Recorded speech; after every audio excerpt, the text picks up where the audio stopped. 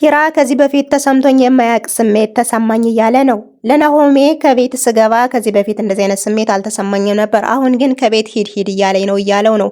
በሌላ በኩል ደግሞ እምሩ ሽሮና በርበሬ ከመጣላት በኋላ መቼ ነው አማትሽን የምትተዋወቂው ተብላ ተጠይቃ ድንጋጤ ውስጥ ትገኛለች። በሌላ በኩል ደግሞ ጽናት ፍቅሯ ወደ ድሮ ስለተመለሰላት በጣም ደስታ ውስጥ ትገኛለች። ጓደኛቸውም ወደ ቅናት የተመለሰች ትመስላለች። ፊልምም አትዩ ተነሱ ግቡ በማለትም ጀምራለች። ሰላም የተወደዳችሁ የቻናሌ ቤተሰቦች ይህንና ሌሎችንም ይዘን መጠናል። አብራችሁን ቆዩ። ቻናሉን ሰብስክራይብ፣ ቪዲዮንም ላይክ አድርጉ። እምሩ አሁን አጣብቂኝ ውስጥ ትገኛለች። ልጅ ውለጅ እየተባለች ነው። በሌላ በኩል ደግሞ ሰርግ የሚደገስልሽ ነው፣ አማትሽንም ተዋወቂው እያለች ጭንቅ ውስጥ ገብታለች። አማትየዋም አሁን እኮ ልጅ መውለድ በጣም ከባድ ነው ስትላት በጣም ተናዳባታለች። በሌላ በኩል ደግሞ ሰኒ እህቷን ደውላ መቼ ነው የምትመጪው? እኔ እኮ ብቸኝነት አፉን ከፍቶ ሊውጠኝ ነው ብላም ስትላት ነበረ። ከዛም ብዙ ነገር እያወራች ከእህቷ ጋር እያለ በአጋጣሚ እምሩ ወደ ቤቷ አመራች። አንኳኩታም ከቤት ገባች። ሰኒ ግን ምን ሆነሽ ነው? አልታወቀሽም? በጣም እኮ ጠፍተሻል ብላም ጠየቀቻት። አዎ እኔ እኮ ሰሞኑን ጠፍቻለሁ፣ ፍቅር ውስጥ ስለሆናችሁ እናንተንም ቢዚ አላደርጋችሁም ብዬ ነው ብላም በዛው እያወሩ ነበረ። ምን ሆነሽ ነው ግን? በሩ እኮ ክፍት ነው ብላም ጠይቃታለች። አይ ሰሞኑን ጠበል ቀመሽ እያሉኝ እየጠሩኝ ነበረ፣ ከዛ ቆየቼ ስመለስ በአጋጣሚ በሩን አልዘጋሁትም ብላ ነበር። አንቺማ እየዞርሽ ድግሱን ትበያለሽ አለቻት። እምሩም ድግሱን እየበላሽ ብላ ስለ ቅጥነቷም እየነገረቻት ነበረ። በያሁን ጽናት እየጠበቀችን ነው እንሄድ ብላም ይዛት ሄደች። ይዛት ከሄደች በኋላ ሙነሽ ነው የጠፋሽ ብለው ሲያፋጥጧትም ነበረ። ሰኑም እኔ እኮ አሁን ባለትዳር ናችሁ እናንተን ማስጨነቅ አልፈለኩም ትላቸዋለች። አሁን እኮ እግዚአብሔር የፈቀደው ስላንቺ የሚያስብልሽ ሰው ከተገኘ ምንም አይሉም። አይ ቢሆንም ሴት ልጅ ወጣ ስትል ወንድ ልጅ አይወድም እያለች በዛውም ምክር እየለገሰቻቸው ነበረ። ጽናትም እባክሽን የኔ ጊዜ እኮ ብዙ ዋጋ ከፍለሽልኛል፣ አሁን እኮ ከጎንሽ ልሆን ይገባል እያለቻትም ነበረ። በሌላ በኩል ደግሞ ኪራና ናሆሜ ተገናኝተው ነበረ። ከተገናኙም በኋላ አንተ ና እያሉኝ እየረበሹኝ ነው፣ ምን ሆነ ማትመጣ እያሉም እየተቆጡኝ ነው ይላል። አይ አሁን እኮ ህይወት አጓጊ ሆናለች ይላል ኪራ። ህይወት እኮ በጣም አጓጊ የሆነች ነው። ከአሁን እኮ ከቤቴም በናፈቅ ጀምሬያለሁ ይለዋል። ቤት ሳይሆን የናፈቀ ከቤት ያለው ሰው ነው የናፈቀህም እያለው ነበረ። አዎ ሴት ልጅ ካፈቀረች እኮ ምንም ነገር መቀየር አፍርሳ መስራትም ትችላለች እያለው ነበር። አንተ መቼ ነው የፍቅር መካሪ የሆነው? ዘንድሮ ልበልሃ ምን እያሉም በዛው ቀልዳቸውን ቀጥለዋል። ኪራም አሁን ደስተኛ እንደሆነና ምንም ነገር ጽናትን ማስከፋት እንደማይፈልግ ለናሆሜ ቃል እየገባለት ነበር። ናሆሜም አንተ ላንተ ብላ ብዙ ነገር ጽናት ዋጋ ከፍላለችና ከዚህ በኋላ ያለፈው እንዳይደገም አደራ ብሎም እያስጠነቀቀው ይገኛል። ሰኒን ጽናትና እምሩ ስለ ራሷ እንድትነግራቸው ጠየቋት። ምኑን ብዬ ምኑን ልንገራችሁ እያለች ነበረ።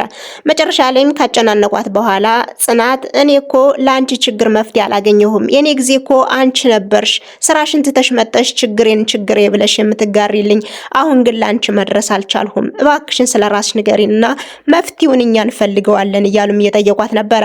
ከዛም ስለ ራሷ አባቷ እንደሞተባትና እህቷ በብቸኝነት እንዳሳደገቻት ጽናትና እምሩም ሂስትሪዋን ከተናገረች በኋላ ወስደው ሰኒ መኝታ ቤት አስተኝተዋትም ነበር። አስተኝተዋትም ኩሽና ተመልሰው መጠው ስለ ሰኒ እያወሩ ነበረ። ሰኒን ሳቋን መመለስ አለብን እያሉም ነው። ጽናት እኔ በሌለኝ ሰዓት ችግር በደረሰብኝ ሰዓት አብልተኛ ጠጥተኝ መኝታ ቤቷ አስተኝተኝ ተንከባክበኛለች፣ እኔ በዚህ ጊዜ ለሷ መድረስ አለብኝ እያለች ጽናት ራሷንም ትወቅሳለች፣ ራሷንም እየመከረች ትገኛለች። አዎ ብላለች። ስለሷ አውርተን አንጨርስም፣ በጣም መልካም ሰው ናት፣ ስለዚህ እሷን ልናግዛት ሳቋንም ልንመልስላት ይገባን እያሉ እየተመካከሩ ነበረ። ኪራና ናሆሜ ከነጽናት ቤት መጡ። ጽናት ቤት ከመጡም በኋላ ሳሎን ላይ ጽንድ ሆነው ተቀምጠው ነበረ። ያም ሚስቱን ይዞ ተቀምጠው ነበረ።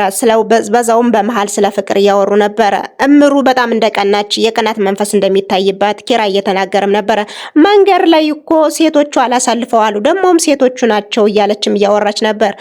ናሆሜም እምሩዬ አሁን የኔ ንግስት አንቺ ብቻ ነሽ፣ ጥሎብኝ ሴቶችን ወዳለሁ፣ ግን አሁን ያንቺ ነኝ፣ ማንም አይወስድብሽም እያለ ተስፋ ሰጣት። እምሩም አዎ በጣም ቀንቻለሁ፣ ግን ምን ማድረግ ይቻላል እያለች በፍቅር አይን እያየችው ነበረ። ከዛም ሰኒ በመሃላቸው አቋርጣ መጣች። ሰኒም አንቺ ድሮም የፍቅር መቀስ ነሽ ሲሏት በአጋጣሚ ተሎ ተናደደችና ወጣ ሄደች። ኩርሲዋን ይዛም ውጭ ላይ ተቀምጣም ነበረ። ጽናትና እምሩም ተከታትለዋት ወጡ። ወንዶቹ ሙድ ይዘውባቸው ነበረ። እንዴት ግን ሴቶቹ ምን ሆነው ነው እንደዚህ የሚሆኑ? ውጭ ላይ ትንሽ ታወሩ በኋላ እኔ እኮ አላኮረፉም፣ ምን ሆናችሁ ጥላችኋቸው መጣችሁ ብላ ጠየቀቻቸው። ከዛም በሉ ምግብና ቅርብ ተባብለው ኩሽና ሶስቱም ገብተው ነበረ። እኔ እኮ ላግዛችሁ አይደለም የው ቃል አቀብላችሁ ብዬ ነው እያለች ኩሽና ላይ ተቀምጣም እያወራቻቸው ነበረ። እኔ አስባችሁታል ምግብ ሰርቼ ምን ብዬ እኔ አልችልም። አምሩ ደግሞ አይ አንቺ እኮ ፍቅሩን ስላላወቅሽ ነው፣ ፍቅር ከያዘሽ እኮ የማሰሪው ምንም ነገር የለም እያሉ እየተሳሳቁም ነበረ። ኩሽና ላይ በሚያወሩበት ሰዓትም ጽናት ጭንቀት ውስጥ ነበረች። አደገኛ የሆነ ሀሳብ ውስጥም ነበረች። እባክህን ፈጣሪ የኔን ደስታ የመለስ የእሷንም ደስታ መልስልኝ። ከሰዓታቶች በፊት ስታለቅስ ነበረ፣ አሁን ግን እንዲሁ በፈገግታ ታጅባለች እያለችም ነበረ። እባክህን ፈጣሪ የብላን ፈጣሪዋን ለምናላታለች። ምን ሆነሽ ነው? ስራ እንዳጣ ሰው አይንሽን አፍጥጠሻል፣ እያየሽኝ ምን ላድርግ? ስራ ያጣ ሰው ምንድን ነው የሚያደርገው ብላም ጠየቀቻት። አንቺ እኮ የምትይው ነገር አታጭምም አለቻት። ስራ ያጣ ሰው እኮ በየፖሉ ስራ ፍለጋ ስለሚንከራተት እንዲሁ ነው አፍጦ የሚውለው ብላም ተረትም ነገረቻት። በመሀልም ናሆም የመጣና እኔ እኮ ወሬውን ታዳምቃለች እንጂ ስራ አትሰራም ብያችኋለሁ አላት። ይህ ልጅ አንድ በዩ ብላት ነበረ።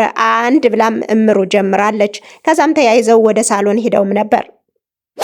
ለሐናም ያሸኛኘት ፕሮግራም ተደርጎላት ነበር። ሳሎም ከሄዱ በኋላ ቡና አፍልተው ሰኒ ነበረች ቡናውን ያፈላችው።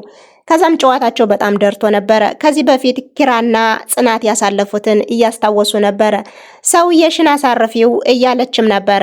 እምሩም አንተ ሰውዬ ረፍ እያለች ነበረ። ሐናም እኔ ሰውዬ ስትሉ ምን ትዝ እንዳለኝ ታውቃላችሁ ብላ ጠየቀቻቸው። ምን ትዝ አለሽ ብለው ሲሏት ኪራና ጽናት እንደዚህ ነበር የሚባባሉ። ከዚህ በፊት ተጣልተው እያለ እንደዚህ ነበር የሚባባሉት። ሰውዬ ሴትዮ ነበር የሚባባሉት። አሁን ግን ህይወት ተቀይሯል ብላ ጨዋታ በዛው ቀጠለች። ናሆሜም ጽናት መጥፎ እንደሆነች እና ተደባዳቢም እንደሆነች እየተናገረ ነበር። በመሃል ምንድነው የተደበቀ ነገር አለ እያለች ነበር ሰኒ እባክህን ንገረኝ ናሆሜ ምንድነው የተደበቀ ነገር ብላ ማፋጠጠችው።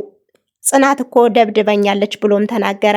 መናገር አልፈለገም ነበር፣ ግን ሰኒ በጣም ስላኮረፈች ነግሯታል።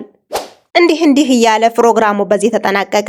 እነሱም ኩሽና ከሄዱ በኋላ ከዚህ በኋላ ወደ ቤታችን ሊኔር ነው አሏት ጽናትም እኔ ቤት ደሩ